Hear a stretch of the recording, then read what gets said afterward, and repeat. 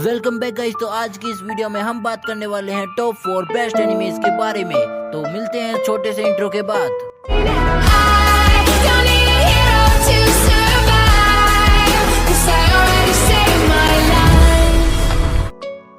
This rom-com anime is so crazy क्योंकि हमारे writer ने सबको समझ के इस सीरीज को बनाया है। जब एक लड़की और एक लड़का प्यार में होते हैं तो कोई ना कोई प्यार का इजहार कर देता है या कर देती है, और उनकी बात से तो मैं भी एग्री करता हूँ। और ये स्टोरी थोड़ी रियल लाइफ में भी एग्जिस्ट करती है। तो कोई प्यार में होता है तो कोई प्यार का गुलाम बन जाता है, तो कोई उसका यूज करना चाहता है, तो कोई उसका फ्रेंड जोन बन जाता है। बेसिकली इस एनिमे की स्टोरी है लव एक वॉर है। इसमें हमारे दो मेन कैरेक्टर है, एक कागुया-सामा और दूसरा शिरोगाने। इन दोनों के बीच में लव वॉर होती है और पहले हमें इन दोनों के बीच की सोच दिखाई जाती है। और हमारे शिरोगामा सोचता है कि पहला ये बहुत ही क्यूट है और सुंदर भी है और इसे लगता है कि ये मुझे पटा सकती है।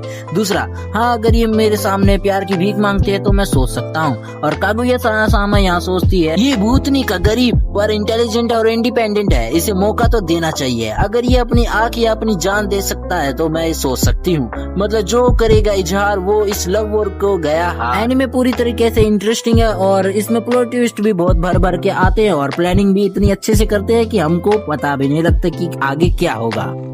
काचेगुट्टा। इस एनिमे स्टोरी में एक जगह के दो पार्ट दिखाए जाते हैं, जिसे देखकर हम भी कह सकते हैं कि पहले में अमीर लोग और साफ सुथरे लोग होंगे और दूसरे में सारे गरीब लोग जिन्होंने भी कोई भी क्राइम किया होता है उसे भी दूसरे इलाके में एक बड़ी खाई उधर फेंक देते हैं कचरे के रूप में। और इसमें हमारा मेन कैरेक्टर भी शामिल है और इसमें मेन कैरेक्टर का नाम है रूडो। और उसके फादर ने कोई क्राइम किया हुआ होता है तो उसे भी खाई में फेंक देते हैं, इसलिए रूडो को कोई और अडॉप्ट कर लेता है और रूडो को एक लड़की से प्यार हो जाता है और उसको अपना टेडी भी गिफ्ट कर देता है। रूडो को जिसने अडॉप्ट किया था उसे कोई मार देता है और सारा जिम्मा रूडो पर आ जाता है, तो उसे भी खाई में फेंक देते हैं। लेकिन गिरते गिरते रूडो रिवेंज के लिए कसम खाता है।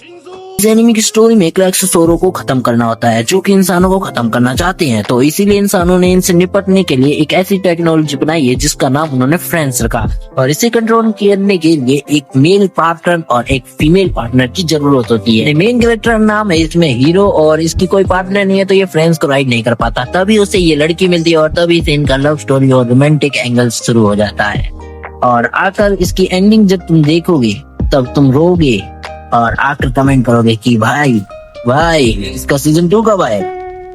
The best and most underrated anime Tokyo ghoul. इस एनिमे की स्टोरी में गोल्स और इंसानों के बीच युद्ध होता है। उनके पास पावर तो होती है पर उन्हें बहुत बड़ी भूख का सामना करना पड़ता है। वे कुछ भी नहीं खा सकते, अगर वे कुछ खाते तो उल्टियां करने लगते हैं और उन्हें उनका स्वाद नहीं आता, इसलिए वे इंसानों को खाते हैं। इस एनिमे में बहुत ज्यादा सेंसिटिव किया गया है क्योंकि मैंने इसकी मांगा देखी थी और इसमें ब्रूटल सीन भर के हैं। और ये एनिमे काफी ज्यादा इमोशनल भी है। और अपना इसमें मेन कैरेक्टर का नाम है कानेकी-कुन। जब ये इस लड़की से मिलता है तो दोस्ती कर लेता है और डेट पर जाता है, पर एक रात ये सुनसान इलाके में ले जाती है इसको और इसके गर्दन और पेट पर वार कर देती है और कानेकी-कुन जैसे जैसे बच जाता है, लेकिन उसको पता चलता है बाद में कि वो गोल बन चुका है।